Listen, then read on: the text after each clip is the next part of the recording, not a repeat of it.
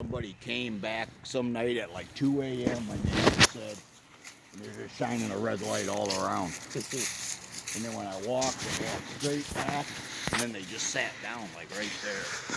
Makes no sense.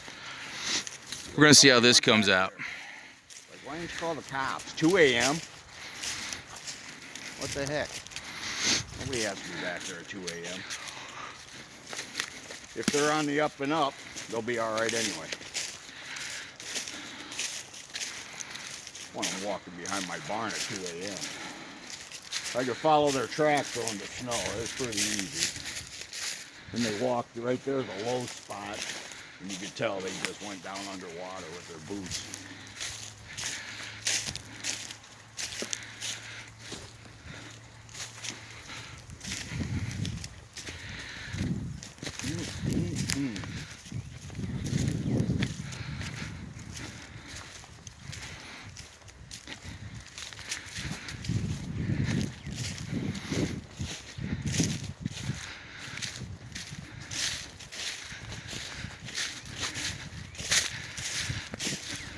Should go back down to Weichel Road and follow that creek again.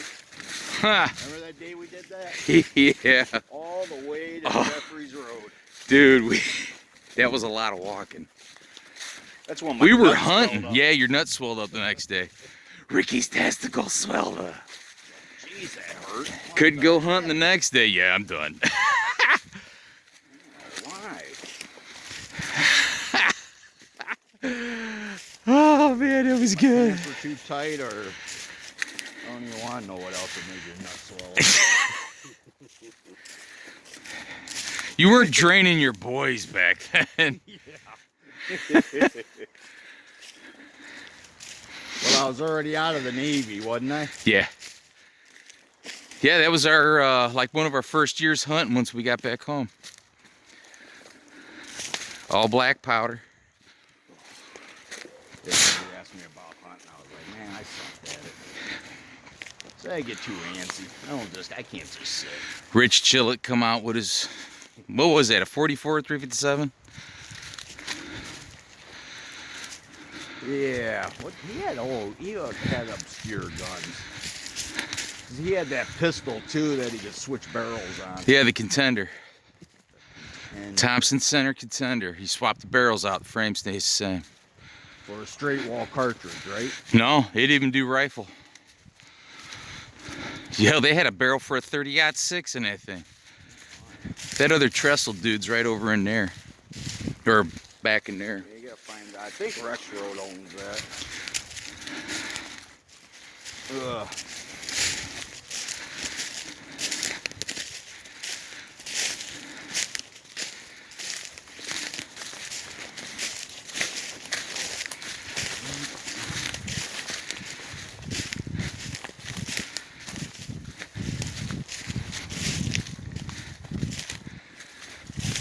Yeah, we should be able to tear all these woods up with four-wheelers. Oh.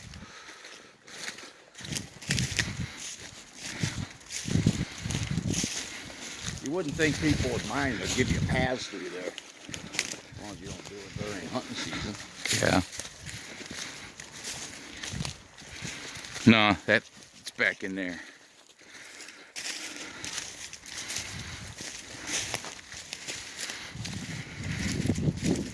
Yeah, opening day 2 years ago, Frank came and he started ripping out all these trees with his front end loader. On opening day, a gun? Yeah. Oh, you gotta be kidding me. I seen somebody in orange to get down right up here, Yeah. come down and Stupid. get out of his tractor, and they started talking, and the hunter left, and Frank went right back to ripping out trees. Yeah. Could you do that at any other time? No, screw you. Like, ain't nothing to him. He's all serious when it comes to planting. That's all he cares about.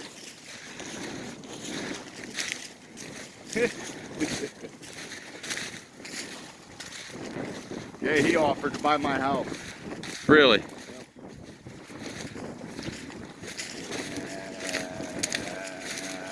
Lori's not gonna like that. Well, after he wants to, but it's going to be paid off in like 6 years, 7 years. Right.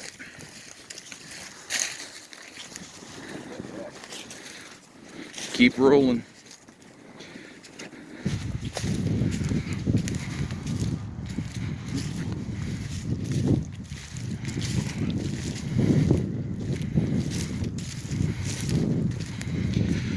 Do you still ride your dirt bike? I was. Now I'm fixing it. You're fixing it. Yeah, it's high revving on startup. Remember when they would do that? That's all carbureted, right? Yep. Oh, 2-stroke 125. I thought that was some goofy number, like a 175 or That's something. your reeds, ain't it? Wasn't that the, I cannot for the life of me remember. So I heard two things. they crack. One, there's like it's a vacuum leak. Everyone Could says be. that's a big thing that makes it rev really high when you start it. And then other people said it's the reeds. But everyone's like, oh, it could be reeds, but reeds usually make it bog down and die because it throws everything in. Under load. But you're talking about no load and just in neutral revving, right? Yeah. Yeah. Yeah, and what you were supposed to, I think you were supposed to, didn't they spray it with like ether? You Well, yeah, spray to look it for the around leak. carburetor He's already done that. ether. Yeah. Yeah, and if it took off even more, you knew it was a vacuum. Yeah, it'd be anything, carb cleaner, brake cleaner, anything that burnt. You could even use gasoline, put it in there, just mist around it, as long as it takes that fuel in. All right. Gallon bucket of gas. But it seemed to me it was either reeds or the reed boot from the carburetor. It would. You remember how they dry rot and crack? Yeah. But he says he checked that and everything looked good. I'd still say, have you pulled the reeds out and taken a look? I pulled them out when I swapped the car boot out, but I didn't look at them.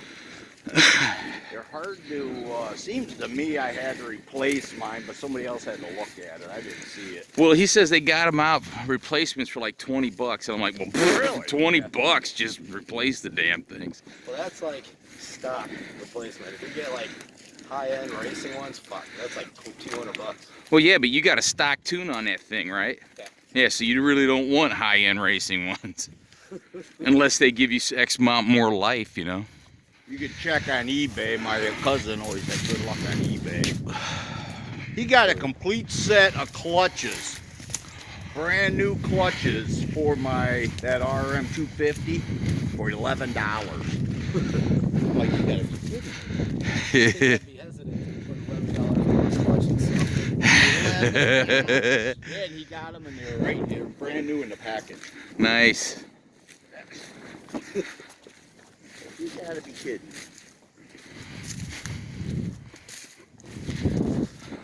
Man alive. Yeah, eBay always sucked for me. I've gotten some good shit off eBay. Man, he lives on that website. He always buys stuff off of there.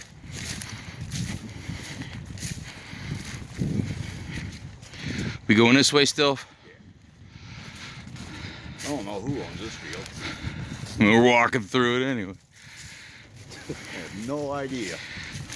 They Well- farmed it and then, yeah, I don't know. Then I seen those mats. They parked up on Berlin Road and brought it back through the orchard and took it back in that woods over there. Burping up that sausage I bought today. Was it good? Yeah, not bad. Mild. Dude, Lori's got this one exercise she has to do. And it's sidestepping, but you're mixing up putting one foot in front of or one foot behind. Yeah. Kind of like we did in football. So she does that one, and she does this one when she sidesteps, she's going in and out with this ball like this. So I started going, put on the reds.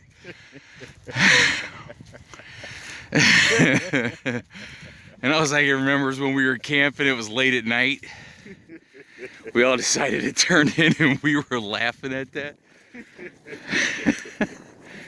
That's when that Bronco backed over that fire ring. Yeah, he got it in, yeah.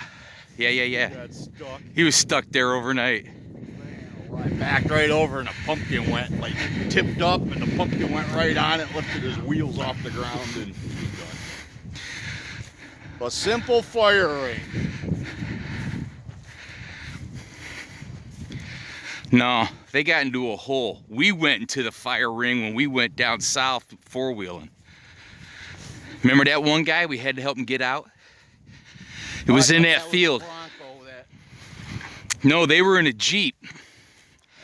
And then they got into a hole. So we went down the next morning after they got out, and he built up with logs. But the fire ring was down in southern Ohio. That one dude went to back out. Yeah. Whang! And it just jacked up in there. So we had to get out in the middle of the night, set up a tent, go to bed, and you hear that spider going. And you're like, what the fuck is that?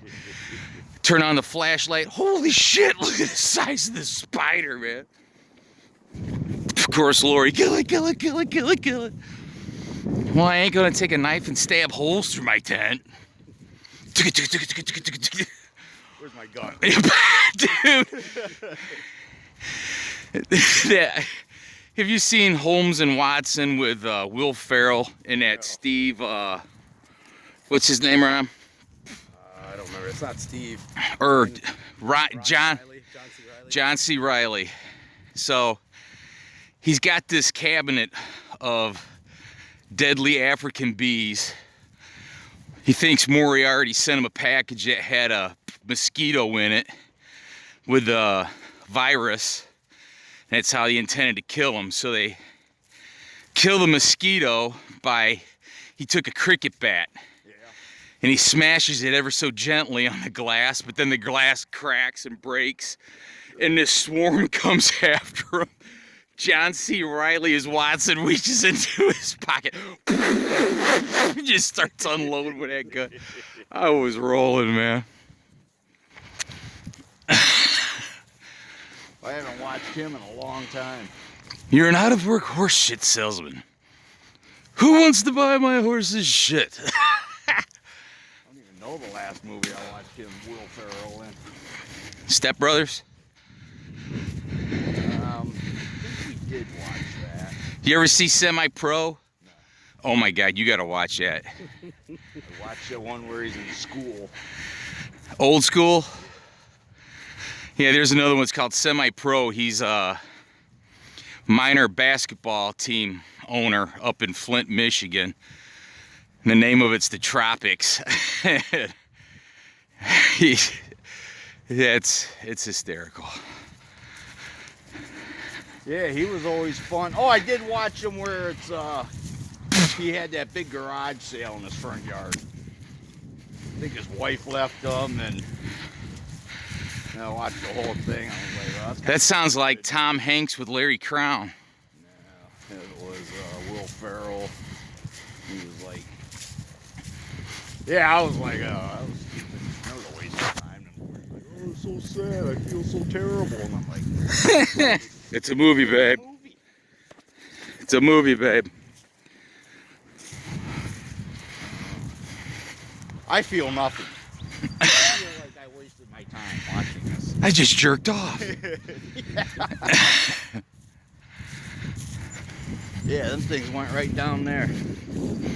Nice path. He must be building a house back there. Then a bunch of trucks are parked over here. I don't know what they're doing.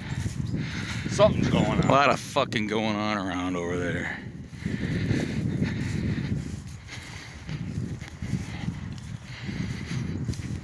I hear something running. Yeah, used to be a union carpenter. Oh yeah? Up here. Strickland. Huh. All the iron. He knows all the iron workers. They're like, you don't know him? That's Chaz's kid. It's like Jeff Strickland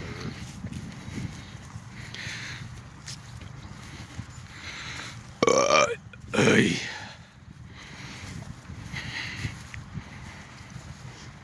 Who owns this nursery?